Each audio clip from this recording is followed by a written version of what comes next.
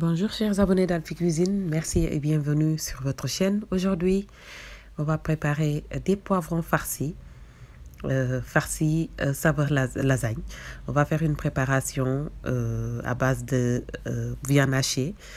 Voilà, une sauce bolognaise qu'on va utiliser pour farcir les poivrons. On va commencer par faire revenir un oignon, 2 gousses d'ail, un peu de curcuma.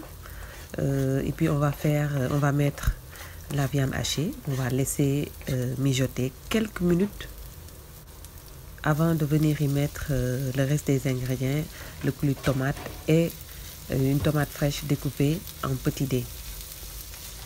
Comme je vous l'ai dit, on va préparer une sauce bolognaise comme pour préparer de la lasagne bolognaise qu'on va utiliser pour farcir nos poivrons. Voilà, j'ai des poivrons jaunes, rouges et verts. Voilà. On va bien les vider et faire attention pour ne pas les percer. Voilà, on va venir les farcir tout à l'heure. On va mettre le coulis de tomate, les champignons qui ne sont pas obligatoires. Je les avais au frigo. On va découper une tomate fraîche. Voilà, et puis on va laisser mijoter. On va assaisonner le tout avec quelques épices, un peu d'herbe de Provence, un peu d'origan, du sel, du poivre. Voilà. Et puis on va laisser mijoter quelques minutes jusqu'à ce que ça soit bien compoté. Vous pouvez utiliser d'autres épices comme une préparation de sauce bolognaise. Voilà. Vous pouvez aussi utiliser cette même sauce pour vos pâtes. Pourquoi pas garnir comme si vous faisiez une lasagne, de la lasagne. Voilà, là on va blanchir les feuilles de lasagne. On va les laisser blanchir 5 minutes pour les faire ramollir, pour les pré-cuire. Voilà, on vérifie la sauce bolognaise. Je crois que maintenant c'est bon, on peut éteindre le feu et préparer la sauce fromage avec du ricotta, un peu de fromage râpé. Voilà, si vous n'avez pas ces fromages, vous pouvez préparer une sauce béchamel. Voilà, un peu d'origan, un œuf, du fromage râpé, un peu d'emmental ou de la mozzarella. Et puis on mélange bien et passer aux garnitures des poivrons. On va mettre une pincée de noix de muscade.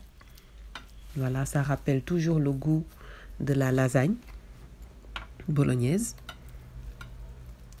Voilà, on mélange bien. On a mis du poivre, on a mis un peu de sel parce que le fromage ricotta est un peu fade. Voilà, une pincée de noix de muscade. On mélange le tout et puis on va farcir les poivrons. Une cuillerée de sauce bolognaise, une feuille de lasagne, la préparation à base de ricotta. Voilà, ainsi de suite jusqu'à ce qu'on termine toute la préparation. Voilà, c'est une recette très très bonne, hyper délicieuse parce que ça nous permet en plus de manger notre sauce bolognaise, notre lasagne avec beaucoup plus de légumes.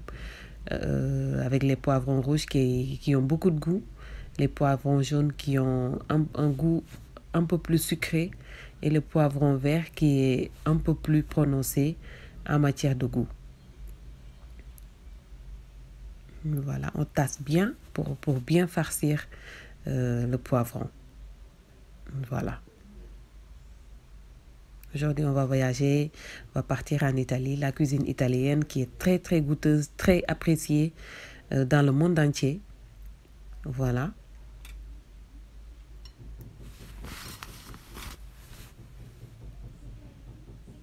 Voilà. Un peu de sauce bolognaise, une feuille de lasagne. Voilà. Ensuite, on termine avec le reste de la préparation, de la sauce au fromage. Et puis on va parsemer de fromage râpé, d'un peu d'origan. On préchauffe le four à 180 degrés et puis on va les faire cuire pendant 30 voire 40 minutes jusqu'à ce que ça soit bien cuit. On va mettre un peu d'huile d'olive pour donner beaucoup plus de goût, un peu d'origan et puis c'est bon, on va enfourner le tout. Voilà les poivrons farcis, saveur lasagne bolognaise.